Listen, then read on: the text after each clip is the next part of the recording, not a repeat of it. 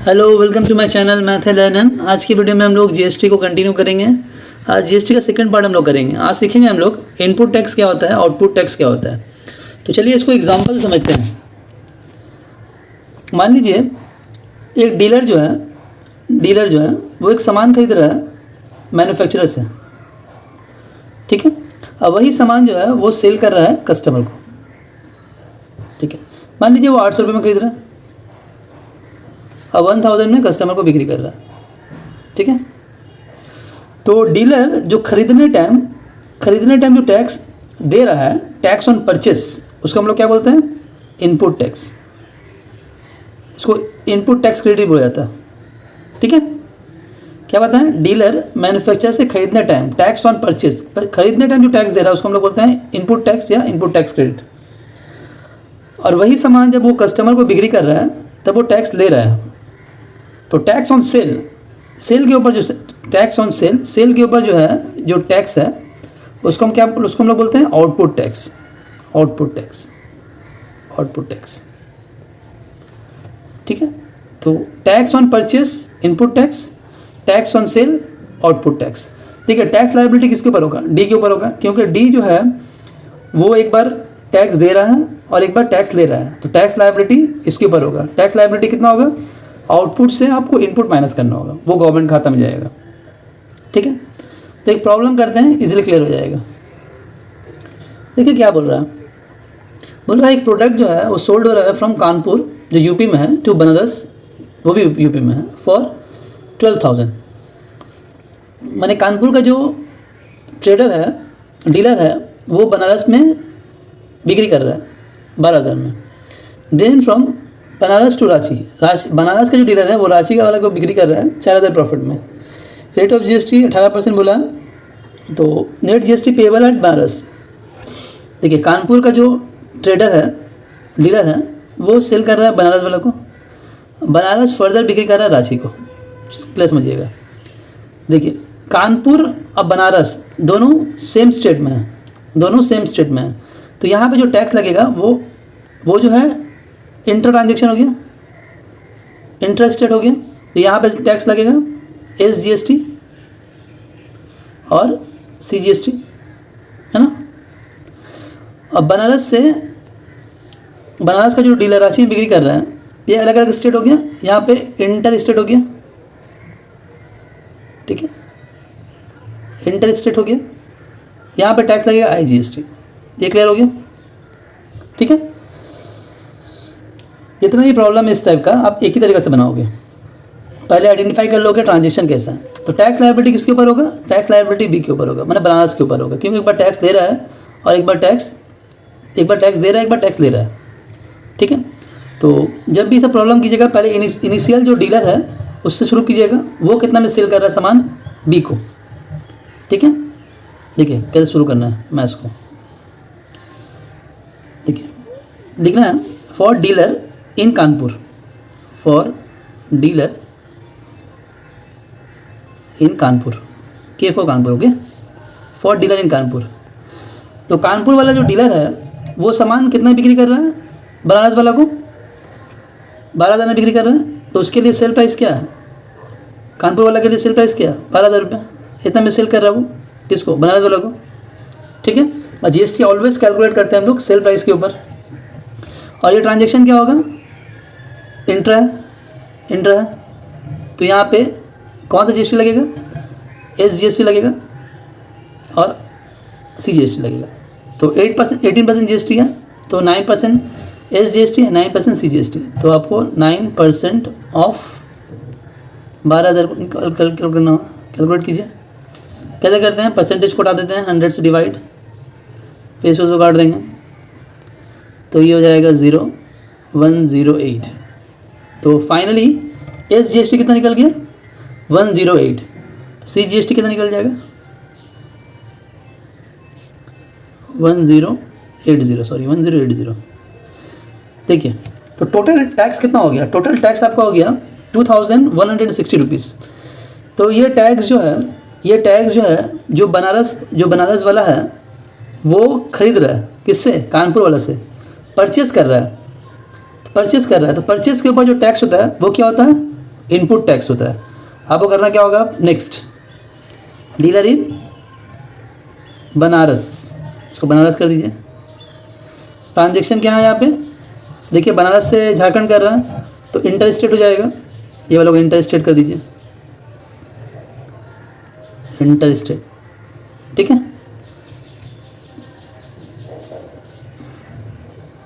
तो ITC input tax rate कितना हो गया, 1080 प्लस 1080 है ना, फाइनली कितना हो गया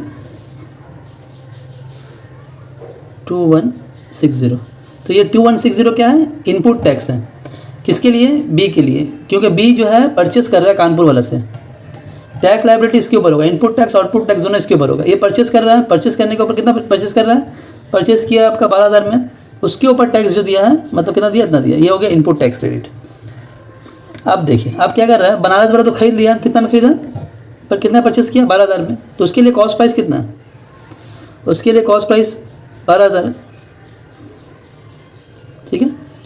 अब बोल रहा है कि वो 4,000 प्रॉफिट किया, 4,000 प्रॉफिट करके सेल किया, तो उसके लिए सेल प्राइस कितना हो जाएगा, 12,000 प्लस 4,000 दैट इज 16,000।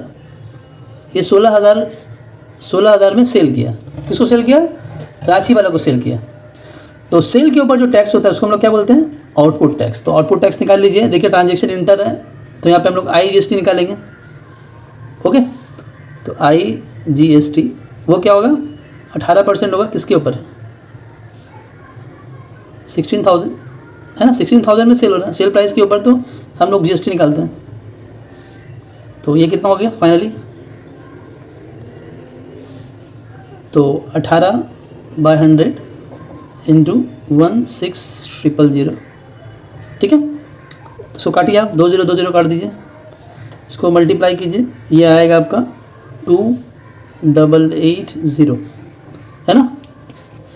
तो ये IGST आ गया, ठीक है। तो ये क्या होगा, ये बनारस के लिए क्या हो जाएगा, आउटपुट टैक्स हो जाएगा, है ना।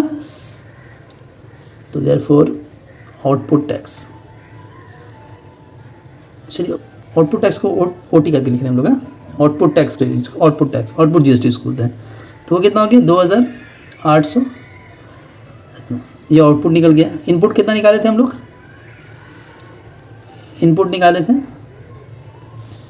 इनपुट टैक्स क्रेडिट निकाले थे हम लोग 2,160 रुपये शायद निकाले थे, हाँ इतना निकाले थे। देखिए टैक्स लायबिलिटी अब निकालना है, टैक्स लायबिलिटी किसके ऊपर होगा, बनारस के ऊपर होगा। तो टैक्स लायबिलिटी कितना होगा, टैक्स लायबिलिटी जो होगा वो माइनस कर देंगे हम लोग, आउटपुट माइनस इनपुट GST, ठीक है। तो नेट GST निकालिए, नेट GST जो है आउटपुट 2880 माइनस 2160, तो फाइनली कितना आ गया, फाइनली आ जाएगा 0 यहाँ पे 2 और यहाँ पे 7, तो 720 रुपये जो है वो क्या है, टैक्स लायबिलिटी बी के ऊपर हो गया, ये गवर्नमेंट खाता में जाके जमा होगा, ठीक है। उम्मीद करते हैं समझ में आ गया होगा। तो जितना भी मैथ है आपको एक ही प्रोसेस बनाना है, जो पहला डीलर होगा उसका लिखना है, वो कितना में सेल कर रहे हैं, उसके ऊपर GST निकालना है, वो GST क्या हो जाएगा, सेकंड वाला का ITC हो जाएगा। अब सेकंड वाला कितना बिक्री कर रहे हैं उसके ऊपर GST निकालेंगे, आउटपुट टैक्स हो जाएगा, दोनों को माइनस करिएगा, टैक्स लायबिलिटी जो गवर्नमेंट को पे होगा वो निकल जाएगा, ओके। और एक प्रॉब्लम देखते हैं, देखिए क्या बोल रहा है ABC जो है वो डीलर है ना, GST चेन, ठीक है। एक सामान जो है A buy some goods and services for, देखिए तीन है, समझिए A है, B है और C है, 3 डीलर है। बोला है A buy some goods and services for 2,000, मतलब A के लिए, A जो एक सामान A के लिए कॉस्ट प्राइस कितना हो जाएगा 2,000 रुपये, है ना। And sell it to B at a profit 500, ये A जो है B को 500 रुपये प्रॉफिट में बिक्री कर रहा है, तो इसके लिए सेल प्राइस कितना हो जाएगा 2,500 रुपये, ओके। अब आते हैं B सामान तो खरीदा 2,500 में, तो B के लिए कॉस्ट प्राइस कितना हो जाएगा 2,500 रुपये, ठीक है। B in return sell the same goods and services to C at a profit 1,000, तो B के लिए सेल प्राइस कितना हो जाएगा, 1,000 प्रॉफिट कर रहा है, मतलब 3,500 रुपये, 2,500 में खरीद रहा है, 1,000 प्रॉफिट कर रहा है, किसको बिक्री कर रहा है? सी को बिक्री कर रहा है। सी के लिए कॉस्ट प्राइस कितना हो जाएगा? 3500 रुपये, वो इतना में खरीद रहा है। ठीक है, आप देखिए क्या बोल रहा है। बोल रहा है कि 18% GST है। Input tax payable by dealer A का ऊपर जो है इनपुट टैक्स मांग रहा है। तो इनपुट टैक्स को बोलते हैं टैक्स ऑन परचेस। तो ए कितना में परचेस कर रहा है सामान को? 2000 परचेस कर रहा है। तो 2000 के ऊपर जो है आपको 18% GST निकाल लेंगे। तो क्या निकल जाएगा? इनपुट टैक्स पेएबल बाय ए।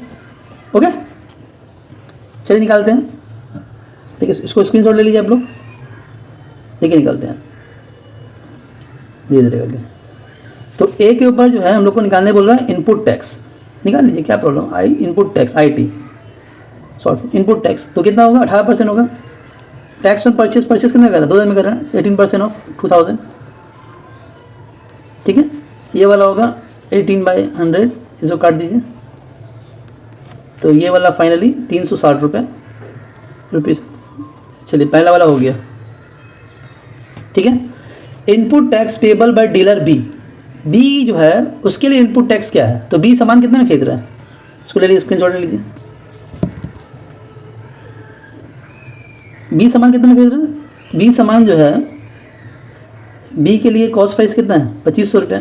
बी सामान जो है 2500 रुपये खरीद रहा है। तो बी के लिए इनपुट टैक्स क्या होगा?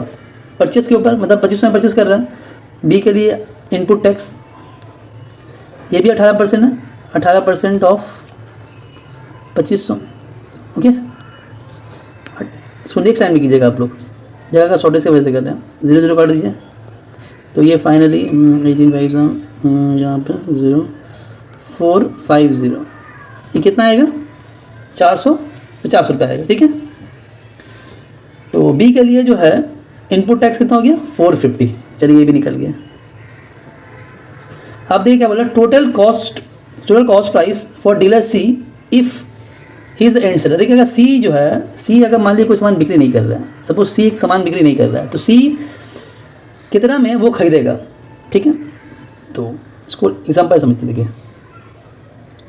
सही में सी अगर एंड सेलर हुआ तो वो उसके लिए प्राइस कितना पड़ेगा? देखिए बी जो है एक सामान 2500 में खरीदा था, वो सेल कितना में किया था? इतना में वो सी को सेल किया। सी को सेल कितना में किया? 3500 रुपये। अगर सी एंड सेलर है उसको तो ये 3500 रुपये देना ही होगा, और प्लस कितना देना होगा? प्लस टैक्स देना होगा। कितना टैक्स देना होगा? 18% टैक्स देना होगा। किसके ऊपर? 3500 के ऊपर। तो 3500 के ऊपर 18% टैक्स पहले निकाल लेते हैं, टोटल प्राइस निकल जाएगा। तो पहले टैक्स निकाल लेते हैं, कितना टैक्स दे रहा है ना। तो इसको मिटाते हैं। देखिए cost price for dealer C, cost price मतलब कितना में खरीदेगा? 3500 में तो वो बिक्री कर रहा है, वो खरीदेगा, प्लस 18% GST देगा वो। किसके ऊपर? 3500 के ऊपर, है ना। तो 3500 18/100 इंटू 3500, 20 काट दीजिए। तो ये आएगा 3500, और इसको कैलकुलेट कीजिए। इसको कैलकुलेट करिएगा, कैलकुलेट करके जो टोटल आएगा वो आएगा 4130। ठीक है, इसको मल्टीप्लाई करके आप लोग यहाँ बैठा दीजिएगा। इसको ऐड करिएगा, कितना आएगा? 4130। तो total cost price for dealer C जो है, टोटल कॉस्ट प्राइस जो डीलर सी जो है उसको कितना पड़ेगा? 4130 रुपये। इसको मल्टीप्लाई कर दीजिए आप लोग। ठीक है, देखिए आप लास्ट क्या बोल रहा है? आउटपुट GST फॉर डीलर सी। सी के लिए जो है आउटपुट GST क्या होगा? देखिए सी अगर एंड सेलर है, सी परचेस कर रहा है, सेल नहीं कर रहा है, आउटपुट GST हम लोग किससे निकालते हैं? Tax on sale. तो सी सेल नहीं कर रहा है फर्दर, तो आउटपुट GST की कोई बात ही नहीं हो रहा है। तो आउटपुट GST कितना होगा? यहाँ पे 0 होगा। ठीक है, चलिए थैंक यू।